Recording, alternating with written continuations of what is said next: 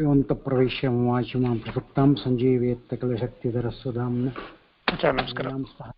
शृणोत्तिगादिप्राणान् नमो भगवते पुरुषाय तुभ्यम् आचार्यपवनोऽस्माकम् आचार्याणि च भारति देवो नारायणश्रीशः देवी मङ्गलदेवता जन्माद्यसहितोन्मादितरश्चास्तेतु तेने ब्रह्महृदयादिकवियो विष्यन्ति यं सौर्यः तेजो वाग्मतां यदा विनिमयो यत्यस्य सर्गो मृता धाम्ना स्वेन सदा निधस्तुकं सत्यं परं धीमहि निगमकल्पतरुर्गलितं सुगमकाद्यं संहितं पिबतभागवतं रसमालयं मुहुरहो रसिका बहुभावुकाः श्रीमद्भागवते अद्यगतप्रारम्भः अद्यगतप्रारम्भे किञ्चित् पूर्वकथानुवादः परमात्मನ ಅಪರೋಕ್ಷ ಜ್ಞಾನ ಆಗೋದು ಅಷ್ಟು ಸುಲಭ ಅಲ್ಲ. ಲಿಂಗ ದೇಹದಲ್ಲಿ ಯಾರು ಅಭಿಮಾನ ಇಟ್ಕೊಂಡಿರ್ತಾರೆ ಅವರಿಗೆ ಭಗವಂತನ ಜ್ಞಾನ ಉಂಟಾಗೋದಿಲ್ಲ. ಬ್ರಹ್ಮಾದಿ ಸಕಲ ಪ್ರಾಣಿಗಳಿಗೆ ಆಗತಕ್ಕಂಥ ಉತ್ಪತ್ತಿ ಲಯಗಳನ್ನು ಜನ್ಮ ಪ್ರಳಯಗಳೆಂದು ಜ್ಞಾನಿಗಳು ಹೇಳ್ತಾ ಇದ್ದಾರೆ ಅಂತ ಉದ್ದವನಿಗೆ ಕೃಷ್ಣ ಹೇಳ್ತಾ ಇದ್ದಾನೆ. ನಿರ್ವಿಕಾರ ಚೇತನರಿಗೆ ನಾಶವಿಲ್ಲದಿದ್ದರೂ ಕಾಲರೂಪ ನದಿ ಪ್ರವಾಹದಿಂದ ಹ್ರಾಸವನ್ನು ಹೊಂದುವ ಈ ದೇಹಕ್ಕೆ ನಾಶವಿರುವುದು ದೇಹಕ್ಕೆ ಉತ್ಪತ್ತಿ ನಾಶ ಅಷ್ಟೇ. ತಾಯಿಯ ಗರ್ಭದಿಂದ ಬಂದ್ವಿ, ಒಂದು ಕಾಲ ಮುಗಿತು ಅಂದರೆ ದೇಹ ಭೌತಿಕ ದೇಹವನ್ನು ಬಿಟ್ಟು ಹೋಗ್ತೀವಿ. ಹೀಗೆ ಲಯಗಳು ನಿತ್ಯ, ಹುಟ್ಟಿದ ಮೇಲೆ ಸಾವು ನಿಶ್ಚಯ. ಅಷ್ಟೇ ಯಾಕೆ, ಭಗವಂತ ಅವತಾರ ಮಾಡಿದ್ದ ಅಂತಂತಾದ್ಮೇಲೆ ಅವನು ಅವತಾರವನ್ನು ಸಮಾಪ್ತಿ ಕೂಡ ಮಾಡಲೇಬೇಕು. ಹಾಗಂತೇಳಿ ಕೃಷ್ಣ ದ್ವಾಪರ ಯುಗ ಕಳೆದು ಹೋದ್ರೂ ಕಳಿಯುಗ ಬಂದ್ರೂ ಕೂಡ ಕೃಷ್ಣ ಇಲ್ಲ. ಇವತ್ತು ಕಣ್ಣಿಗೆ ಕಾಣದಂತೆ ತನ್ನ ಸ್ವಸ್ಥಾನಕ್ಕೆ ಹೊರಟೋಗಿದ್ದಾನೆ. ಪ್ರಾಕೃತಿಕ ಮತ್ತು ಅತ್ಯಂತಿಕ ಎಂಬತಕ್ಕಂಥ 4 ಬಗೆ ಲಯಗಳಲ್ಲಿ ಇದೆ ಅಂತ ಹೇಳ್ತಾ ಇದ್ದಾರೆ. ನಿತ್ಯ, ನೈಮಿತ್ತಿಕ, ಪ್ರಾಕೃತಿಕ, ಅತ್ಯಂತಿಕ ಎಂಬತಕ್ಕಂಥ 4 ಬಗೆ ಇದೆ ಅಂತ ಹೇಳ್ತಾ ಇದ್ದಾರೆ. ಇಷ್ಟು ವಿಚಾರವನ್ನು ನಿನ್ನೆ ಪ್ರಸ್ತಾಪ ಮಾಡಿದ್ವಿ. ಅದನ್ನು ಮುಂದುವರಿಸ್ತಾ ಶುಕಾಚಾರ್ಯರು ಹೇಳ್ತಾ ಇದ್ದಾರೆ, ಹೇ ಪರೀಕ್ಷಿತ್ ರಾಜನ್, ಭಗವಂತನ ಲೀಲಾಕಥೆಗಳನ್ನು ಸಂಕ್ಷೇಪವಾಗಿ ನನಗೆ ತಿಳಿಸ್ಕೊಟ್ಟಿದ್ದೆ, ತುಂಬ ಸಂತೋಷ. ಅಷ್ಟೇ ಅಲ್ಲ, ನನಗೆ ತಿಳಿದಿದ್ದು ಮನೋವಿಶುದ್ಧೈ ಚರಿತಾನುವಾದ ಅಂತಂತಾರೆ ಪಂಡಿತಾಚಾರ್ಯರು. ಹಾಗೆ ಸಂಪೂರ್ಣವಾಗಿ ಹೇಳಲು ಚತುರ್ಮುಖ ಬ್ರಹ್ಮನಿಂದಲೂ ಆಗೋದಿಲ್ಲ ಅಂತಂತಾಗ ನಾನು ಸಂಪೂರ್ಣವಾಗಿ ಹೇಳಲಿಕ್ಕೆ ಹೇಗೆ ಸಾಧ್ಯ ಅಂತಾರೆ ಶುಕಾಚಾರ್ಯರು ಪರೀಕ್ಷಿತ ರಾಜನಿಗೆ. ಆದರೂ ಒಂದು, ಸಂಸಾರ ಸಾಗರವನ್ನು ದಾಟಲು ಇಚ್ಛಿಸುವ ಶ್ರೀಹರಿಯ ಲೀಲೆ ಕಥಾರಸ ಸೇವನೆ ಹೊರತು ಬೇರೆ ಯಾವ ಉಪಾಯವೂ ಇಲ್ಲ. ಭಗವಂತನ ಶ್ರೀಹರಿಯ ಕಥಾರಸವನ್ನು ನಿರಂತರವಾಗಿ ಶ್ರವಣ ಮಾಡಬೇಕು, ಸ್ಮರಣೆ ಮಾಡಬೇಕು, ಅನುಷ್ಠಾನ ಮಾಡಬೇಕು, ಅನುಸಂಧಾನ ಮಾಡಬೇಕು. ವೇದಾರ್ಥ ಬ್ರಹ್ಮಿತವಾದ ಈ ಭಾಗವತವನ್ನು ಬದರೀನಾರಾಯಣ ಅರ್ಥಾತ್ ವೇದವ್ಯಾಸ ದೇವರು ಅರ್ಥಾತ್ ಕೃಷ್ಣ ನಾರದರಿಗೆ ಉಪದೇಶ ಮಾಡಿದ. ನಾರದರು ವ್ಯಾಸರಿಗೂ, ವ್ಯಾಸರು ನನಗೆ ಹೇಳಿದ್ದಾರೆ ಅಂತ. ಅಂದರೆ ಬದರೀನಾರಾಯಣ ಬೇರೆ ಅಲ್ಲ, ವೇದವ್ಯಾಸ ದೇವರು ಬೇರೆ ಅಲ್ಲ. ಆದರೆ ಸಾಕ್ಷಾತ್ ಭಗವಂತ ನಾರದರಿಗೆ ಉಪದೇಶ ಮಾಡಿದ, ನಾರದರು ನನಗೆ ಉಪದೇಶ ಮಾಡಿದ್ರು. ಅದನ್ನೇ ನಿನಗೆ ಸೂತ ಸೌಕರ್ಯಗಳಿಗೆ ಉಪದೇಶಿಸುತ್ತಿದ್ದಾರೆ. ಯಾವನ ಪ್ರಸಾದದಿಂದ ಬ್ರಹ್ಮ ಹುಟ್ಟಿದನೋ, ಯಾವನ ಕ್ರೋಧದಿಂದ ರುದ್ರ ಹುಟ್ಟಿದನೋ, ಯಾವನು ವಿಶ್ವನಾಥನೋ, ದುಃಖ ನಿವಾರಕನೋ ಅಂತಹ ಶ್ರೀಹರಿಯ ಗುಣಗಳನ್ನು ಭಾಗವತದಲ್ಲಿ ವರ್ಣನೆ ಮಾಡಿದ್ದಾರೆ. ಎಡೆಬಿಡದೆ ವರ್ಣನೆಯನ್ನು ಮಾಡಿದ್ದಾರೆ. ಇದರಲ್ಲಿ ನಮ್ಮ ಯಥಾಯೋಗ್ಯ ಎಷ್ಟು ಸಾಧ್ಯವೋ ಅದನ್ನು ನಮ್ಮ ಗುಂಬದಲ್ಲಿ ತುಂಬಿಸಿಕೊಂಡು ಸ್ಮರಣೆ ಮಾಡಬೇಕು ಅನ್ನೋದು ದಶಮಸ್ಕಂದದ ಸಾರಾಂಶ. ಪರೀಕ್ಷಿತ್ ರಾಜ, ನೀನು ನಿಜವಾಗ್ಲೂ ಕೃತಾರ್ಥನಾಗಿರುವೆ. ನಾನು ಸಾಯುವನಲ್ಲ ಎಂಬತಕ್ಕಂಥ ಅಲ್ಪ ಬುದ್ಧಿ ಇತ್ತಲ್ಲ, ಅದನ್ನು ಬಿಟ್ಟುಬಿಡು ಅಂತಾರೆ. ಈ ಜನನ ಮರಣಾದಿಗಳು ದೇಹಕ್ಕೆ ಹೊರತು ಜೀವನಿಗಿಲ್ಲ. ಜೀವನು ಜರಾಮರಣರಹಿತರಾಗಿದ್ದಾನೆ. ಆದರೆ ಅವನಿಗೆ ಬಂದು ಹೋಗ್ತಕ್ಕಂಥದ್ದು ದೇಹ ಅಷ್ಟೇ. ಯಾವ ಯೋನಿ ಪ್ರವೇಶ ಮಾಡು ಅಂತ ಹೇಳ್ತಾ ಇದ್ದು, ನಮ್ಮ ಕರ್ಮಾನುಸಾರವಾಗಿ, ನಮ್ಮ ಯೋಗ್ಯತಾನುಸಾರವಾಗಿ ನಾವೇನು ಸಾಧನೆ ಮಾಡಿರ್ತೀವಿ ಅದರಂತೆ ನಮಗೆ ಬೇರೆ ಬೇರೆ ದೇಹಗಳನ್ನು ಕೊಡ್ತಾನಷ್ಟೇ ಹೊರತು ಜೀವ ಮಾತ್ರ ಅನಾದಿ. ಹೇಗೆ ಕಟ್ಟಿಗೆ ಒಳಗೆ ಬೆಂಕಿ ಇದೆ, ಕಟ್ಟಿಗೆಗೂ ಬೆಂಕಿಗೂ ಭೇದ ಇದೆ, ಹೌದಾ? ದೇಹಕ್ಕೂ ಜೀವಕ್ಕೂ ಭೇದ ಇದೆ ಅಲ್ವಾ? ಬೀಜದಿಂದ ಬೀಜ ಅಂಕುರ ಆದರೆ ತಾನು ಅದು ದೊಡ್ಡ ಮರವಾಗುತ್ತೆ. ಮರವನ್ನು ನೆಟ್ಟುಬಿಟ್ರು ಬೀಜ ಕೊಡು ಅಂದ್ರೆ ಮರ ಚಿಗುರುತ್ತನ್ನೋದು. ಅಂಕುರದಿಂದ, ಬೀಜಾಂಕುರದಿಂದ ಗಿಡ ಆಗ್ತದೆ, ಗಿಡದಿಂದ ದೊಡ್ಡ ಮರ ಆಗ್ತದೆ, ಮರದಿಂದ ಹೂವು ಹಣ್ಣು ಕಾಯಿ ಫಲ ನಮಗೆ ಸಿಗುತ್ತೆ. ತಂದೆಯಿಂದ ಮಗ ಅಷ್ಟೇ ಹೊರತು ಮಗನಿಂದ ತಂದೆ ಅಂತ ಯಾರು ಹೇಳೋದಿಲ್ಲ. ಅಥವಾ ಮಗನು ತಂದೆಯಾಗಿಯೂ ಹುಟ್ಟೋದಿಲ್ಲ. ಕಾಲಾಂತರದಲ್ಲಿ ಅವನ ತಂದೆ ಆಗ್ತಾನೆ, ಅದು ಬೇರೆ ಪ್ರಶ್ನೆ. ಆದರೆ ಅವನ ತಂದೆಗೆ ಅವನ ತಂದೆ ಆಗ್ಲಿಕ್ಕೆ ಸಾಧ್ಯನೇ ಇಲ್ಲ. ಹೀಗೆ ಜಡ ಪ್ರಕೃತಿಯಿಂದ ಹುಟ್ಟಿದ ಮನಸ್ಸು ಸುರನರಾದಿ ದೇಹಗಳನ್ನು, ಆ ವೃತ್ತಿಗೆ ಕಾರಣವಾದಂಥ ಪಾಪಪುಣ್ಯಗಳನ್ನು ಸಂಪಾದಿಸಿ ಕೊಡುತ್ತದೆ. ಆದರೆ ಅದು ವಿಶೇಷ ಮಾನವ ಜನ್ಮ, ಬ್ರಾಹ್ಮಣ ಜನ್ಮ, ವೈಷ್ಣವ ಜನ್ಮ ಬಂದಿದೆ. ಇದರ ಸಾಫಲ್ಯಕ್ಕೆ ನಾವು ಸ್ವಲ್ಪನಾದ್ರೂ ಕೂಡ ಪ್ರಯತ್ನ ಪಟ್ಟರೆ ಅದರಿಂದಲೇ ಜೀವನಿಗೆ ಸಂಸಾರ, ಅದನ್ನೇ ಸಂಸಾರ ಅಂತ ಹೇಳ್ತಾ ಇದ್ದಾರೆ. ಈ ಸಂಸಾರ ದೇಹಾದಿಗಳು ಇರುವವರೆಗಷ್ಟೇ ಹೊರತು ದೇಹ ಹೋದ್ಮೇಲೆ ಸಂಸಾರವೂ ಇಲ್ಲ, ಏನೂ ಇಲ್ಲ. ಮತ್ತೆ ಜೀವ ಜ್ಞಾನ ಸ್ವರೂಪನಾದ್ದರಿಂದ ಹುಟ್ಟುವುದೂ ಇಲ್ಲ, ಬೆಳೆಯೋದೂ ಇಲ್ಲ, ಸಾಯುವುದೂ ಇಲ್ಲ.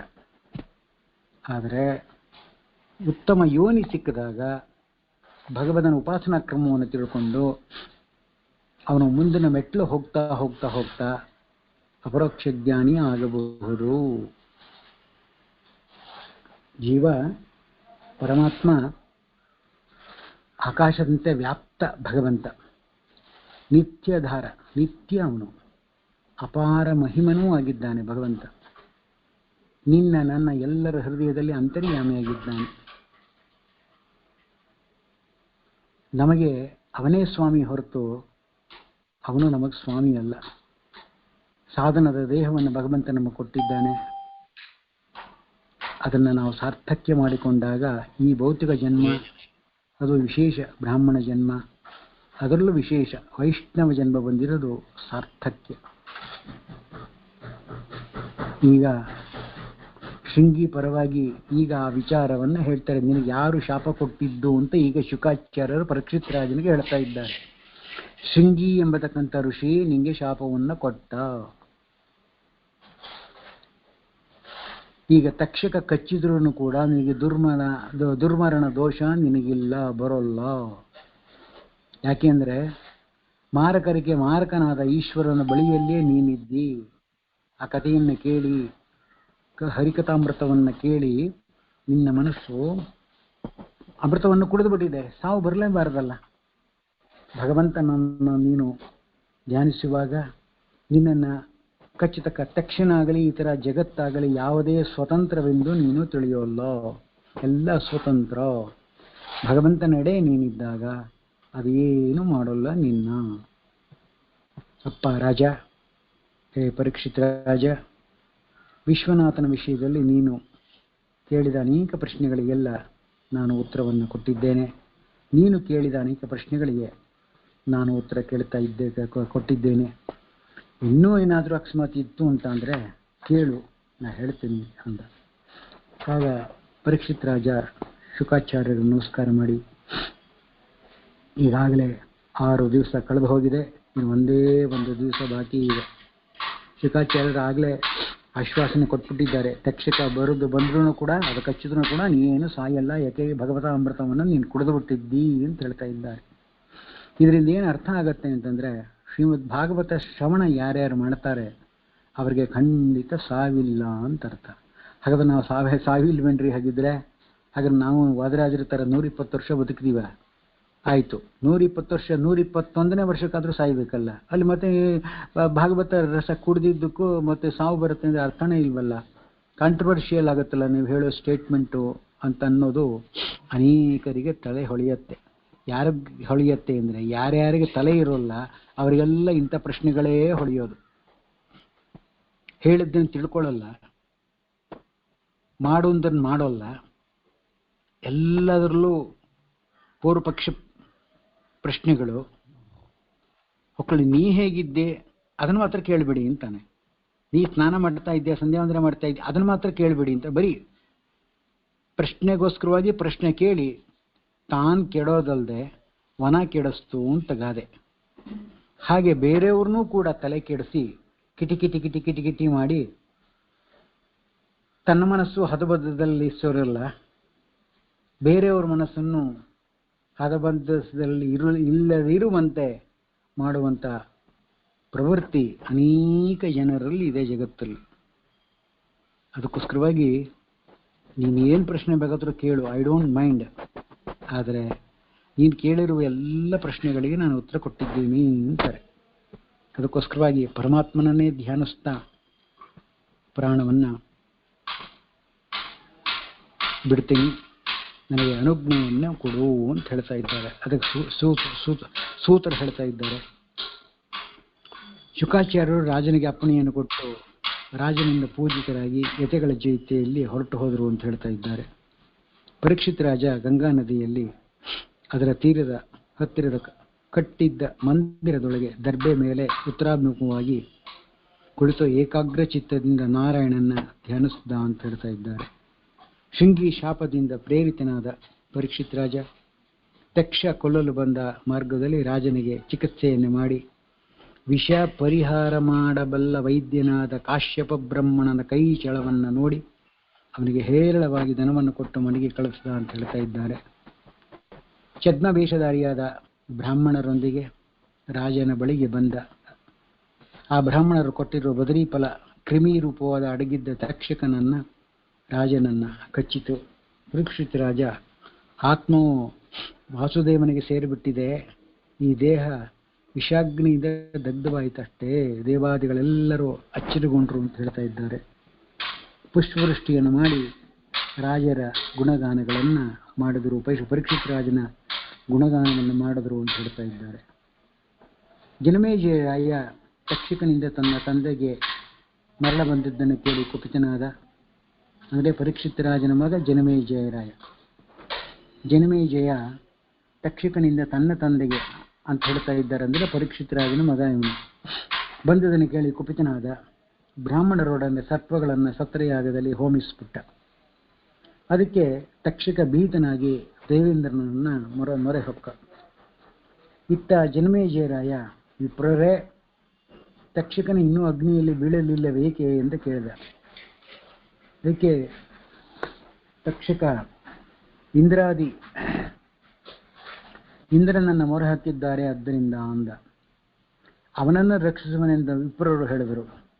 ಜನಮೇಜಯರಾಯ ಇಂದ್ರನನ್ನ ತಕ್ಷಕನ ಸಹಿತವಾಗಿ ಹೋಮಿಸಿಬಿಡುವಂತೆ ಬ್ರಾಹ್ಮಣರಿಗೆ ಹೇಳಿದ. ಋತ್ವಿಕರು ಮಂತ್ರವನ್ನು ಹೇಳಿ ತಕ್ಷಕನೇ ಇಂದ್ರನೊಡನೆ ನೀನು ಈ ಅಗ್ನಿಯಲ್ಲಿ ಬೀಳು ಅಂತ ಹೇಳಿದರು.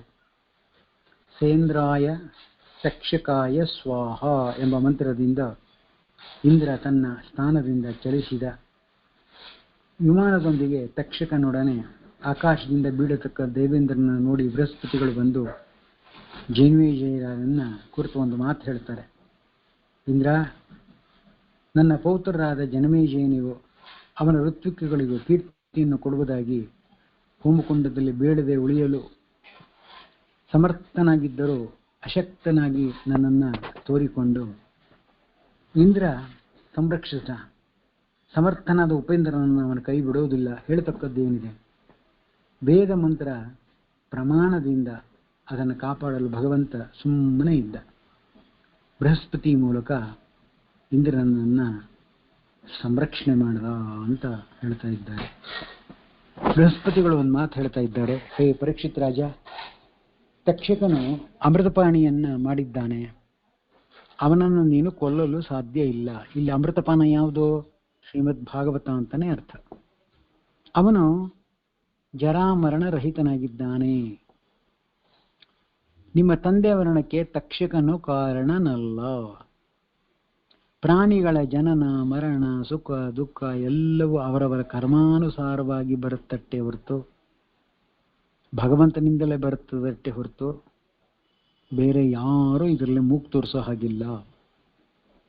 ನಿಮ್ಮಪ್ಪನಿಗೆ ಸಾವಿಗೆ ಅವನ ಕರ್ಮವೇ ಕಾರಣ.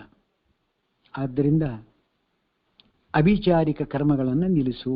ಜನಮೇಜಯರಾಜನಿಗೆ ಶುಕಾಚಾರ್ಯ ಬೃಹಸ್ಪತ್ಯಾಚಾರ್ಯ ಹೇಳ್ತಾ ಇದ್ದಾರೆ, ಎಲ್ಲ ತಕ್ಷಕನನ್ನು ತಗೊಂಡೋಗಿ ಅದನ್ನು ಹೋಮ ಮಾಡು, ದೇವೇಂದ್ರನ ಸಮೇತ ಹೋಮ ಮಾಡು ಅಂತನ್ನೋದು ತಪ್ಪು, ಅದನ್ನು ವಾಪಸ್ ತಗೋ ಅಂತ ಅರ್ಥ ಅಷ್ಟೆ. ಪರೀಕ್ಷಿತ್ ರಾಜ ಅವನ ಸಾವಿಗೆ ಅವನೇ ಕಾರಣ ಅಷ್ಟೇ ಹೊರತು ಅವಿಚಾರಿಕ ಕರ್ಮವನ್ನು ನಿಲ್ಲಿಸು ಅಂತ ಬೃಹಸ್ಪತ್ಯಾಚಾರ್ಯ ಹೇಳಿದ್ರು. ನಿರಾಪರಾಧಿಗಳಾದ ಅನೇಕ ಸರ್ಪಗಳು ವೃತಃ ಸಂಹರಿಸಿಬಿಟ್ಟಿದ್ದಿ ಆಗ್ಲೇ ನೀನು. ಜನರು ತಮ್ಮ ತಮ್ಮ ಕರ್ಮದ ಫಲವನ್ನು ತಪ್ಪದೇ ಅನುಭವಿಸ್ಬೇಕಾಗತ್ತೆ ಎಂದರು. ಅದಕ್ಕೆ ಸೂತರು ಇನ್ನೊಂದು ಮಾತು ಹೇಳಿದ್ರು, ಹೇ ಜನಮೇಜಯ, ಬೃಹಸ್ಪತಿಯ ಮಾತಿಗೆ ಗೌರವವನ್ನು ಕೊಟ್ಟು ಸರ್ಪಯಾಗವನ್ನು ನಿಲ್ಲಿಸು ಅಂದ. ಆಸ್ತಿಕನಿಗೆ ವರವನ್ನಿತ್ತು. ಶೌನಕಾದಿಗಳ ಜೀವರ ಅದೃಷ್ಟವೇ ಸುಖ ದುಃಖಾದಿಗಳಿಗೆ ಮುಖ್ಯ ಕಾರಣ ಅಲ್ಲ. ಆದರೆ ಜೀವನಿಗೆ ತನ್ನದೆಂಬ ಅಭಿಮಾನ ಹುಟ್ಟಿಸಬೇಕು. ಬಾಧ್ಯಬಾಧಕವಾದ ವಿಷ್ಣುವಿನ ಮಹಿಮೆ ಅಥವಾ ಅವನ ಇಚ್ಛೆ ಮುಖ್ಯ ಕಾರಣ. ಅವನ ಇಚ್ಛೆಯಿಂದಲೇ ಎಲ್ಲವೂ ಕೂಡ ನಡೆಯತ್ತಟ್ಟೆ ಹೊರತು ಅದಕ್ಕೆ ವಿರುದ್ಧವಾಗಿ ಯಾವುದೂ ಕೂಡ ನಡೆಯೋದಿಲ್ಲ. ಮತ್ತಷ್ಟೇ ಅಲ್ಲ, ಬೇರೆಯವರು ಯಾರು ಏನೇ ಆಟ ಆಡಿದ್ರೂ ಕೂಡ ಅದೇನೂ ನಡೆಯೋಲ್ಲ. ಜನಮೇಜಯರಾಜನಿಗೆ ತಕ್ಷಕನನ್ನ ಸಾಯಿಸೋದರಿಂದ ಅವನಿಗೆ ದೋಷ ಬರಬೇಕಾಗಿದೆ. ಆ ಕೆಲಸವನ್ನು ಭಗವಂತ ಮಾಡ್ತಾ ಇದ್ದಾನೆ. ಪರೀಕ್ಷಿತ್ ರಾಜ ಗೆದ್ದ, ಅವನ ಮಗ ಸೋತ. ಅದರ ಅವನನ್ನು ಕಂಪ್ಲೀಟ್ ಆಗಿ ಸೋಲ್ಸಲ್ಲ. ಮುಂದೆ ಏನಾಗುತ್ತೆ ನೋಡುವ. ಮುಂದೆ ಜ್ಞಾನಿಗಳು ವಿರಕ್ತರಾಗಿ ಯಾವನನ್ನು ವಶಿಸಿಕೊಂಡಿದ್ದಾರೋ ಅವನು ಜೀವನಲ್ಲ, ಸಾಕ್ಷಾತ್ ಭಗವಂತನೇ ಆಗಿರ್ತಾನೆ. ಹೇಳಿ ಕೇಳಿ ಜ್ಞಾನಿಗಳು ಅಂತ ಹೇಳ್ತಾ ಇದ್ದಾರೆ. ಜ್ಞಾನಿಗಳು ಯಾರನ್ನು ಉಪಾಸನೆ ಮಾಡ್ಲಿಕ್ಕೆ ಸಾಧ್ಯ?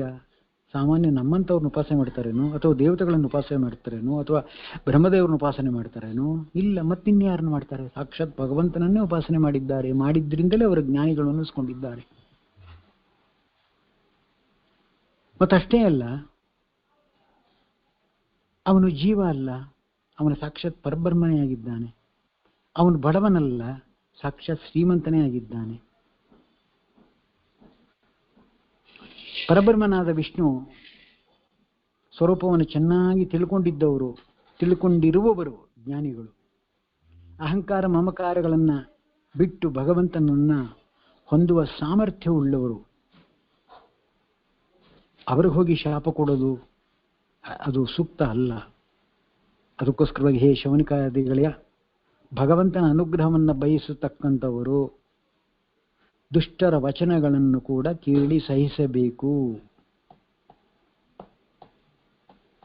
ಅವರೇನು ಬೈದ್ರು ಬೈಕೊಂಡು ಹೋಗ್ಲಿ, ಸುಮ್ಮನೆ ಇದ್ಬಿಡ್ಬೇಕು. ಅದಕ್ಕೆ ನಾವು ರಿಯಾಕ್ಟ್ ಮಾಡ್ತು ಅಂತಾದರೆ ಅದು ಎಲ್ಲೆಲ್ಲೋ ಹೋಗುತ್ತದು. ಅದಕ್ಕೆ ಆಸ್ಪದ ಬೇಡ ಅಂತ ಶೌನಕಾದಿಗಳು ಸೂತರಿಗೆ ಹೇಳ್ತಾ ಇದ್ದಾರೆ. ಮತ್ತಷ್ಟೇ ಅಲ್ಲ, ನಾವು ಯಾರನ್ನು ಅವಮಾನ ಮಾಡಬಾರ್ದು. ಇದು ಹೇಳೋದು ಸುಲಭ ರೀ, ಜೀವನದಲ್ಲಿ ನಡೆಯೋದು ತುಂಬ ಕಷ್ಟ ರೀ. ಹೇಳೋದು ತುಂಬ ಸುಲಭ.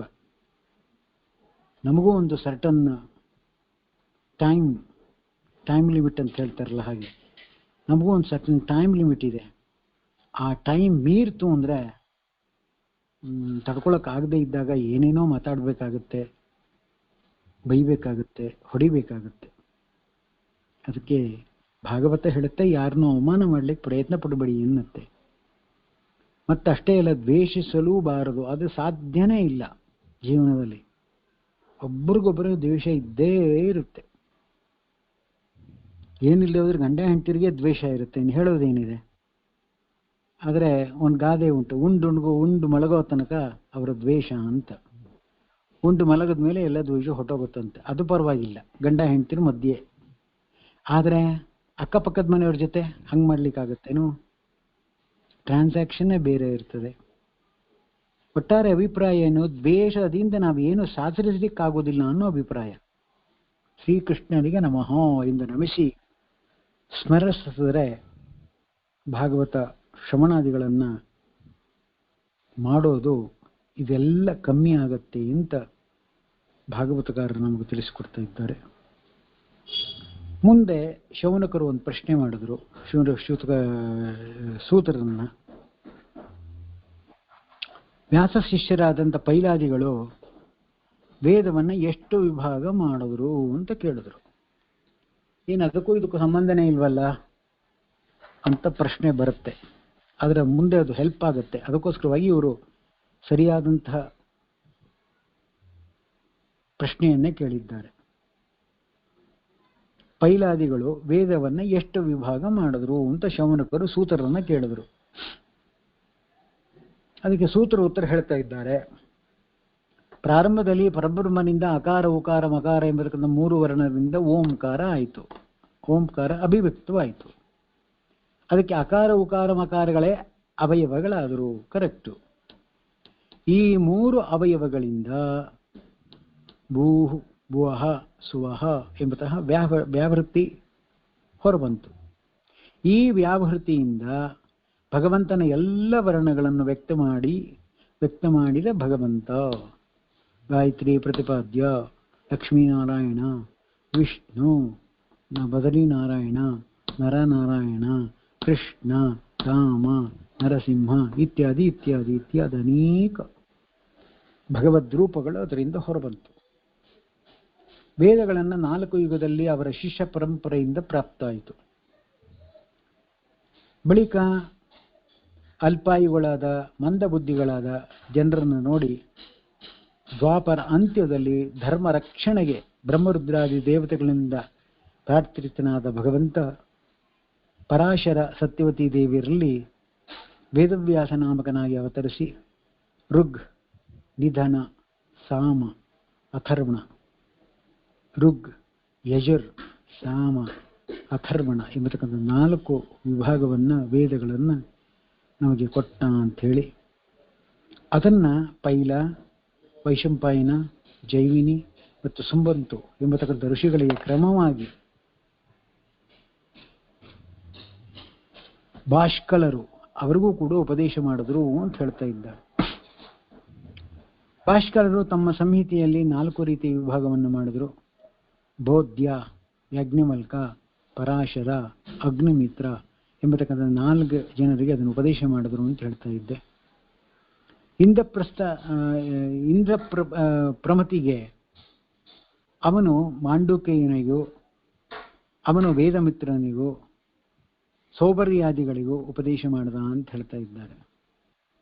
ವೇದಮಿತ್ರನ ಮಗದ ಶಾಕಲ್ಯ ತಾನು ಕಲಿತ ಸಂಹಿತೆಯನ್ನ 5 ವಿಭಾಗ ಮಾಡಿ ಸುವಾಸ್ಯ, ಮೌದ್ಗಲ್ಯ, ಶಾಲಿಯ, ಗೋಪತ್ಯ, ಶಿಶಿರ ಎಂಬತಕ್ಕಂಥ ಋಷಿಗಳಿಗೆ ಉಪದೇಶ ಮಾಡಿದ ಅಂತ ಹೇಳ್ತಾ ಇದ್ದಾರೆ. ಶಾಕಲ್ಯನ ಶಿಷ್ಯನೇ ಜಾತುಕರ್ಣ. ಆ ಸಂಹಿತೆಯನ್ನೇ ವೆಲೀಕ, ಪೈಂಗಿ, ಪೈಲಾಲ, ವಿರಜ ಎಂಬತಕ್ಕಂಥ ಅವರಿಗೆ ಉಪದೇಶ ಮಾಡಿದ ಅಂತ ಹೇಳ್ತಾ ಇದ್ದಾರೆ. ವಾಲಿಕಲ್ಯ ಎಂಬ ಸಂಹಿತೆಯನ್ನ ವಾಲಾಯನಿ ಮೊದಲಾದವರಿಗೆ ಅಧ್ಯಯನ ಮಾಡಿಸಿದ. ಈ ಋಷಿಗಳೆಲ್ಲರೂ ಕೂಡ ಋಕ್ ಸಂಹಿತೆ ಅಧ್ಯಯನ ಮಾಡ್ತಾ ಇದ್ರು ಅಂತ ಹೇಳ್ತಾ ಇದ್ದಾರೆ. ಅಂದ್ರೇನು, ಒಬ್ಬೊಬ್ಬರು ಅವರೇಜ್ ತಗೊಂಡ್ರೆ ಒಬ್ಬೊಬ್ಬರು 5, 6, 7, 8 ಜನಕ್ಕೆ ಉಪದೇಶ ಮಾಡಿದ್ದಾರೆ. ಆದರೆ ಅದರ ಪರಂಪರೆ ಬಂದಿದ್ದು ಒಬ್ಬರು ಅಥವಾ 2 ತಲೆಯಿಂದ ಮಾತ್ರ.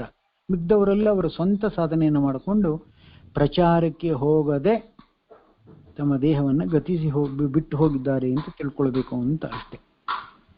ಅಂದ್ರೇನು, ಈ ಛಂದಸ್ ವಿಭಾಗವನ್ನ ಯಾರು ಕೇಳ್ತಾರೆ ಅವರು ಸಕಲ ಪಾಪಗಳಿಂದ ವಿಮುಕ್ತರಾಗ್ತಾರೆ ಅಂತ ಭಾಗವತಕಾರರು ನಮಗೆ ತಿಳಿಸ್ತಾ ಇದ್ದಾರೆ. ವೈಶಂಪಾಯನ ಶಿಷ್ಯರು ಅಧ್ವರ್ಯ ಅಂತ ಹೆಸರು, ಚರಕ ಅಂತ ಇನ್ನೊಂದು, 2 ಬಗೆ ಇದೆ.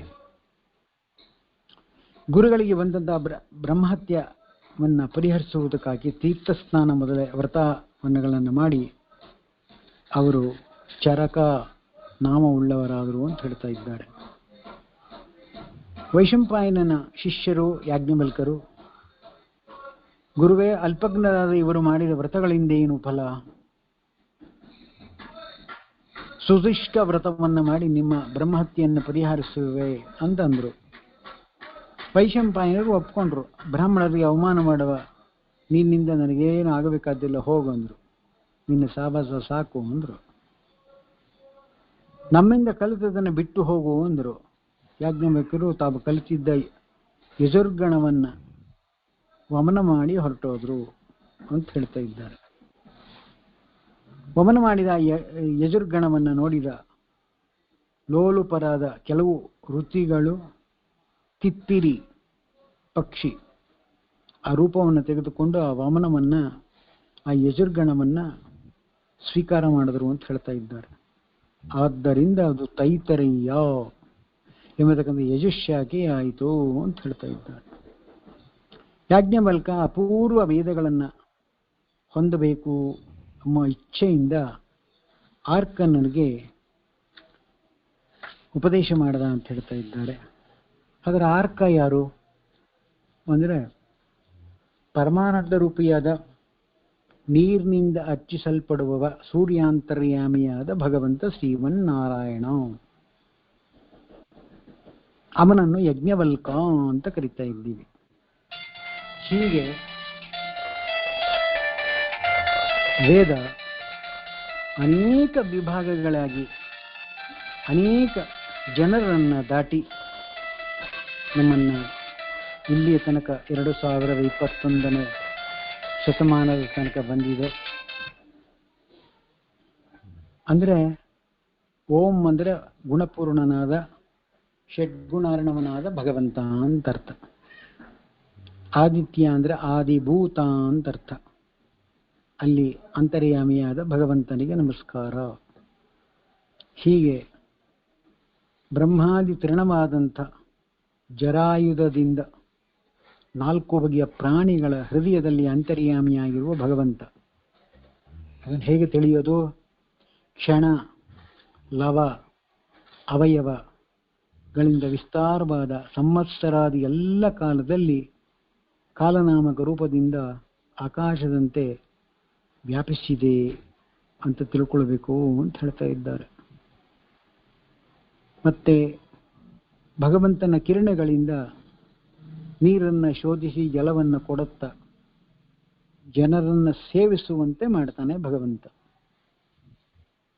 ಭೂಮಿಯಲ್ಲಿ ಜಲ ಇದೆ, ಆ ಜಲ ಕುಡಿಲಿಕ್ಕೆ ಆಗತ್ತೋ ಆಗಲ್ವೋ ಅದು ಬೇರೆ ಪ್ರಶ್ನೆ. ಆದರೆ ಅದು ಸೂರ್ಯನ ರಶ್ಮಿ ಬಿದ್ದ ತಕ್ಷಣದಲ್ಲೇ ಅದು ಕಾಯುತ್ತೆ. ಕಾದ ಮೇಲೆ ಅದು ಆವಿಯಾಗಿ ಹೋಗ್ತದೆ. ಎಲ್ಲಿ ಹೋಗುತ್ತೆ? ಮೋಡವಾಗಿ ಹೋಗ್ತದೆ. ಮೋಡಗಳೆಲ್ಲವೂ ಕೂಡ ಮತ್ತೆ ಸೇರ್ಕೊಳ್ತದೆ. ಅದರ ಮೇಲೆ ಅರುದ್ಧ ನಾಮಕವಾಗ ಭಗವಂತ ಅದನ್ನು ತುಂತುರು ಹನಿಗಳಾಗಿ ಮುಖ್ಯ ಪ್ರಾಣರ ಸಹವಾಸದಿಂದ ತುಂತುರು ಹನಿಗಳಾಗಿ ಮತ್ತೆ ಮಳೆಯಾಗಿ ಬೀಳ್ತದೆ. ಇದೇ ನೀರು ಆ ನೀರು, ಅದೇ ನೀರು ಈ ನೀರು. ಇದು ಅವನು ಇಟ್ಕೊಂಡಿರುವಂಥ ಒಂದು ಮೆಥಾಡಿಕಲ್ ಇದು ಸಿಸ್ಟಮು. ಹೀಗೆ ಇಡೀ ಜಗತ್ತನ್ನ ಅವನೇ ನೋಡ್ಕೋತಾ ಇರುವನಾದ್ರಿಂದ ಅದರ ಇನ್ನೊಂದು ಡೌಟ್ ಎಲ್ಲ ಚೆನ್ನಾಗಿ ಭಗವಂತನಿಗೆ ಅರ್ಥ ಆಗಿದೆ, ಗೊತ್ತಿದೆ. ಅದಕ್ಕೋಸ್ಕರವಾಗಿ ಈ ಎಲ್ಲ ಕ್ರಿಯೆಗಳನ್ನು ನೋಡಿ ಮನಸ್ಸಲ್ಲಿ ಆನಂದಪಟ್ಟು ಇದೆಲ್ಲವೂ ಕೂಡ ನನ್ನದಲ್ಲ ನಿನ್ನದೇ, ಜೀವ ಸ್ವತಂತ್ರ ಅನ್ನೋದು ಚೆನ್ನಾಗಿ ಮನವರಿಕೆ ಮಾಡಿಕೊಟ್ಟಿದ್ದಿ ಕೃಷ್ಣ ಅಂಥೇಳಿ ಅವನಿಗೆ ನಾವು ಸರ್ವತಃ ದಾಸ್ಯರಾಗಿ ದಾಸನಾಗಿ ಸೋಚಿತ ಕರ್ಮಗಳನ್ನು ಆಚರಿಸುತ್ತ ನೀಚರಲ್ಲಿ ಹೋಗಿ ಯಾಚಿಸದೆ ಫಲವಿದು ಬಾಳ್ದುದಕ್ಕೆ ಅಂತಾರೆ ಜಗನ್ನಾಥದಾಸರು. ಹೀಗೆ ಭಗವಂತ ದುರ್ಜನರಿಗೆ ಮರಣದ ಭಯವನ್ನು ಹುಟ್ಟಿಸಿ ಸಜ್ಜನರಿಗೆ ಸಾಧನದ ವಿಚಾರವನ್ನು ತಿಳಿಸಿಕೊಟ್ಟು ನಾನಾ ಕಡೆ ಇರತಕ್ಕಂಥ, ನಾನಾ ಕಡೆ ಇನ್ ದ ಸೆನ್ಸ್ ಇಡೀ ವಿಶ್ವವನ್ನು ನೋಡಿಕೊಳ್ಳುವಂಥ ವ್ಯಕ್ತಿ. ಅವನು ಎಲ್ಲಿದ್ದಾನೆ? ಎಲ್ಲ ಕಡೆಯೂ ಇದ್ದಾನೆ. ಹಾಗೆ ಓಡಾಡ್ತಾನೋ ಇರ್ತಾನೆ. 14 ಲೋಕದಿಂದ ಅಲ್ಲೊಂದು ಕಾಲು ಇಲ್ಲೊಂದು ಕಾಲು ಇಲ್ಲೊಂದು ಕಾಲು ಅಲ್ಲೊಂದು ಕಾಲು ಇದ್ದೇ ಇರುತ್ತದೆ. ಇಂತಹ ಭಗವಂತನಿಗೆ ನಾವು ಸಾಷ್ಟಾಂಗ ನಮಸ್ಕಾರ ಮಾಡಿ ಮರೆ ಹೊಕ್ಕಿ ನಾವು ಏನು ಯಜುರ್ವೇದವನ್ನು ವೀರ್ಯವತ್ತಾಗಿ ಸಂಪಾದಿಸಬೇಕೆಂದು ಬಯಸಿದ್ದೀವಿ ಅದನ್ನು ಅನುಗ್ರಹಿಸು ಅಂತ ಆರ್ಕನನ್ನ ಅರ್ಥಾತ್ ಶ್ರೀಮನ್ನಾರಾಯಣನನ್ನ ಅನೇಕರು ಪ್ರಾರ್ಥನೆ ಮಾಡಿದರಂತೆ. ಭಗವಂತ ಪ್ರಸನ್ನನಾಗಿ ಸೂರ್ಯನಿಗೆ ಪ್ರೇರಣೆ ಮಾಡಿದನಂತೆ, ಹೇ ಸೂರ್ಯ ನೋಡ್ಕೊಪ್ಪ ಇವ್ರನ್ನೆಲ್ಲ ಸ್ವಲ್ಪ ನೋಡ್ಕೋ ಅಂತ. ಸೂರ್ಯ ಏನು ಮಾಡ್ದ, ಅಶ್ವರೂಪದಿಂದ ಬಂದು ವೀರ್ಯವತ್ತಾದ ಯಜುರ್ವೇದವನ್ನು ಅನುಗ್ರಹಿಸಿ ಕೊಟ್ಟ ಅಂತ ಹೇಳ್ತಾ ಇದ್ದಾರೆ. ತದನಂತರದಲ್ಲಿ ಯಾಜ್ಞವಲ್ಕರು ಈ ಯಜಸ್ 15 ಶಾಖೆಗಳನ್ನು ಮಾಡಿದ್ರು ಅಂತ ಹೇಳ್ತಾ ಇದ್ದಾರೆ. ಅಂದ್ರೇನು, ಈ ಯಜುರ್ವೇದ ಸೂರ್ಯೋಪದಿಷ್ಟಗಳಾದ ವಾಜಸನಿ ಶಾಖೆಗಳನ್ನು ಕಣ್ಮಾದಿಗಳು ಮಾಂದ್ಯಾದಿ ನಾದಿಗಳು ಸ್ವೀಕರಿಸಿದ್ರು. ಅಂದರೆ ಅದರ ಬೈಫರ್ಕೇಟ್ ಆಯಿತು ಅಂತ. ಮುಖ್ಯವಾಗಿ ಯಜ್ಞವಲ್ಕರೇ ಅವರಿಂದ ಮತ್ತೆ 2 ಬೈಫರ್ಕೇಟ್ ಆಯಿತು. 2 ಋಷಿಗಳು ಅದನ್ನು ಸ್ವೀಕಾರ ಮಾಡಿ ಅದನ್ನು ಬೆಳೆಸಿದ್ರು ಅಂತ ಹೇಳ್ತಾ ಇದ್ದಾರೆ. ಮುಂದೆ ಸಾಮ ವೇದ ಹೇಗೆ ಬಂತು ಅನ್ನೋದನ್ನ ನಾಳೆ ತಿಳಿಸ್ತೀವಿ ಅಂತ ಹೇಳ್ತಾ ಅಸ್ಮದ್ಗುರು ಸಮಾರಂಭ ಟೀಕಾಕೃತ್ಪಾದಮದಿಗ ಶ್ರೀಮದಾಚಾರ್ಯ ಪರ್ಯಂತಂ ಒಂದೇ ಗುರುಂ ಪರಂಪರ. ಋಗ್ವೇದ ಯಜುರ್ವೇದ ತಿಳಿಸಿದ್ರು, ಸಾಮವೇದ ಹೇಗೆ ಬಂತು ಅನ್ನೋ ವಿಚಾರವನ್ನು ನಾಳೆ ನೋಡುವ. ಶ್ರೀಕೃಷ್ಣಾರ್ಪಣಮಸ್ತು, ಮಧ್ವೇಶಾರ್ಪಣಮಸ್ತು.